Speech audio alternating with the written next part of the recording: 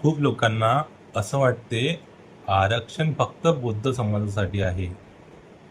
Video शेवटपर्यंत बघा. तुम्हाला आरक्षण कोणत्या कोणत्या समाजाला किती कसं मिळते मी तुम्हाला सांगते. एससी कॅटेगरीमध्ये 13% आरक्षण आहे.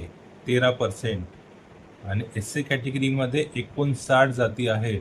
टोटल 59 जाती आणि 58 जाती हिंदू जाती आहेत आणि एक जात बौद्ध जात आहे, ती 59वी जात आहे. एसटी कॅटेगरीमध्ये 7% आरक्षण आहे आणि त्याच्यामध्ये जवळपास 47 जाती येतात.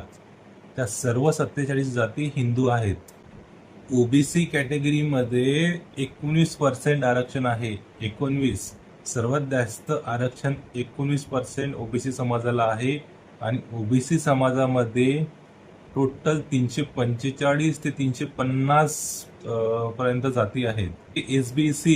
एसबीसीला 2% आरक्षण आहे आणि त्याच्यामध्ये 7 जाती येतात, त्या सर्व हिंदू जाती आहेत.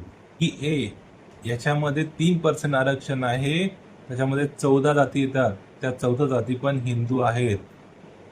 आता मला सांगा, आरक्षण फक्त बौद्ध समाजाला आहे की बाकी सर्व समाजाला आहे? बाबासाहेब आंबेडकरांनी एका समाजाला आरक्षण दिले नाही, सर्व समाजाचा विचार करून आरक्षण दिले आहे. थँक्यू. जय भीम.